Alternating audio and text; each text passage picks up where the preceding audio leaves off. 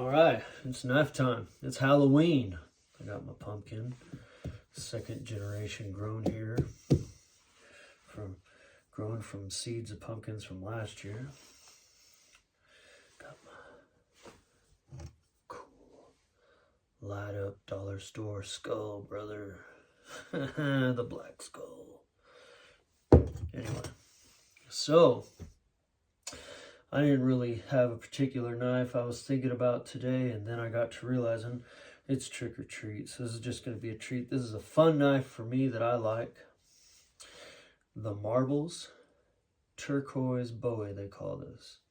And I imagine they call it the Turquoise Bowie because it's got some imitation turquoise going on there with some red and some brass.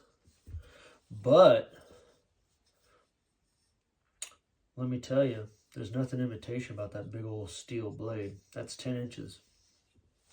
This thing, I don't know, there's just something about this that it caught my eye when I was looking on a particular website. I was like, man, that's a nice knife.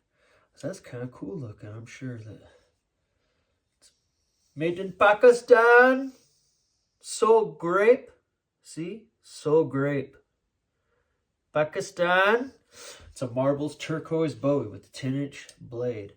I'm not sure if I recall if it's stainless or carbon. Who knows? It's not the sharpest thing in the world, but it is a big chunk of steel. And the point of a knife like this, man, you have something like this on your belt, it just looks like, holy cow, why is that dude carrying a half sword? You know what I mean? I've carried this a few times, and every time people kind of give you that look like, dude, that guy's carrying like a sword. What's with him? You know what I mean? But this here is $23 and change plus $5 shipping for the slow shipping. So this is like, you give me $30 in the knife world, and dude, I'd come back to this almost every time. I don't know, every once in a while there's a deal like you can get like a certain cold steels for cheap prices, like under 30 bucks and stuff. But I'll tell you what, for 30 bucks, not even 30 bucks, this right here, the Marbles Turquoise Bowie. Boy, it is a chunk. I call it the $28 Natchez, man. And it doesn't have the fit and finish that you know, of like a high-end knife. Of course, it's 23 bucks plus shipping, which is like $5, which really isn't bad.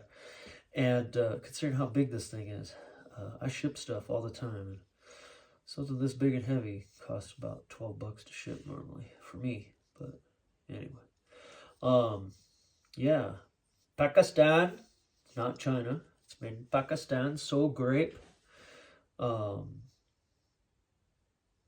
This thing will give its life for Pakistan for sure. It is a monster. I fucking love this knife. It is just pure fun. Like, this is like just the quintessential big. This reminds me of something you'd grab at a flea market in the 80s. Just a big old giant Pakistani monster. Which I have an affinity for big old giant Pakistani monster Bowies. Especially like the ones where they make a bunch of them. But we'll get into those as time goes by. But Bud K, man, they usually have a interesting selection of Pakistani cutlery. But this here is my favorite Pakistani knife so far to date. Like I said, the fit and finish, it's not 1,000,000%, but it feels good in the hand.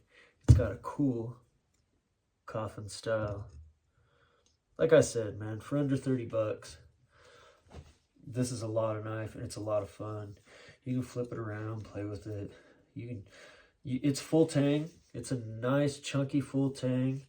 I could see where maybe the hilt would get maybe loose if you got too wild with this thing, but you could do any outdoorsy type of crap you need to do with this. You could dig a hole to crap in, you could split a log, you can chop down a small tree with this if you had to, you know, just you know how to do that okay grip, right? Ka-tunk, ka-tunk, ka-tunk, ka-tunk, ka-tunk, ka-tunk, ka-tunk, so you don't wear out your hand. So, yeah.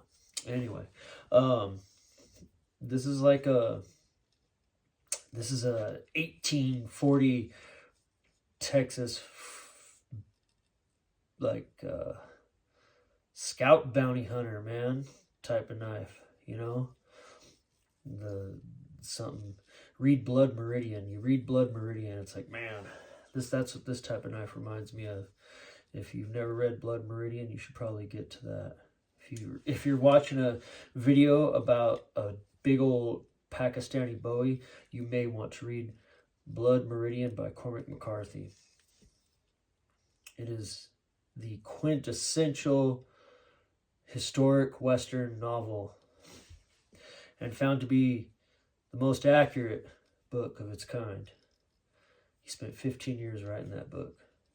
Not a sponsor. Cormac McCarthy just writes good stuff. You know it. You've seen No Country for Old Men. He's a good author. So read that book, because they'll never make it into a movie because it is twisted. But yeah, this is a big old real frontiersman type knife, you know. Especially for the price. I wouldn't hesitate just, marauding off into the wilderness with this thing. For a weekend, whatever, however long, it doesn't matter, because if you use a knife properly, no matter what it's made out of, as long as it's made out of semi-modern materials with a semi-decent heat treat, you can really do what you need to do if you use the tool properly, okay? Don't don't baton your tools with rocks. I see people doing that type of crap all the time. It's like, it's cool if it's a destruction video or whatever, but I'm just saying, if you got your one tool, don't abuse it, especially if you find yourself in a situation, which 99.9999% of the people in the world ain't ever going to find themselves in a situation in the wilderness where they're actually going to need a knife to survive. That's just SOS button on your cell phone nowadays, or they make special little things, But the point is, you could do any surviving stuff you'd need to do with this thing. It'll baton wood. It's full tang, so it'll baton wood. Oh no, the worst thing you're gonna worry about is maybe a rolled edge on something like this, Some kid made this with his feet 'cause he blew his hand off making an AK-47, You cannot beat this for a foot-made Pakistani. It's so grape, okay? It's so grape. This is one of the grapest knives I own. I have a slew of other Pakistani-made Bowie knives that I'm just enamored with, but this currently is my favorite Pakistani foot-made monster chunk of steel that I like to play with. And I got this, I got this months back. I thought it was on sale, but it turns out it's almost always on sale for $23 plus $5 shipping. Just if you want something like this, I ain't doing no ads for nobody, but if you want something like this, just Google Marbles Turquoise Bowie with 10-inch blade. They make other ones with this style of handle and stuff, or with the D, but this is the big old 10-inch blade one. I've never done too much with this thing because I know what it'll do. I don't know what it can't do. I like to, every once in a while, I like to ride around with this, cross draw it out, tucked in my belt over here.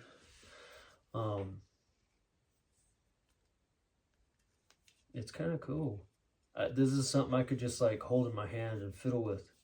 This is a good fidgeting knife for me. I could twist it and flip it around, and I'm in closed space. But yeah.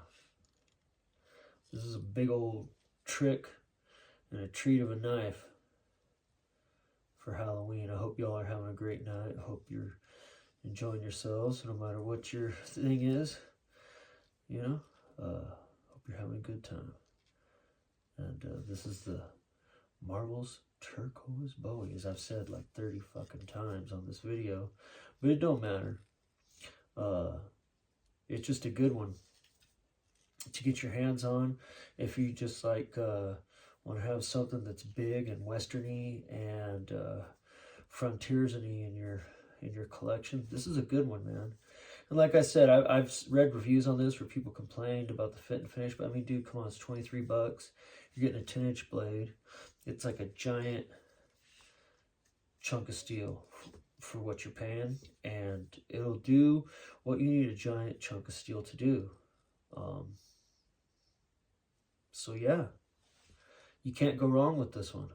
I really highly recommend this if you just want something big and silly in your collection and you don't want to like go all out and like spend $400 or $500 or $200 on a case, Bowie, whatever they are nowadays. If you just want a big chunk of steel in your collection, this is a good way to go.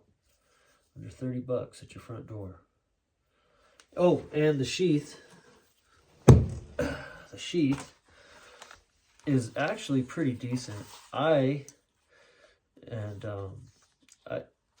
trick I do with the only thing I don't like about the sheath is the strap is edge side, so I guess if you're taking it out fast enough you could harm this, but whatever.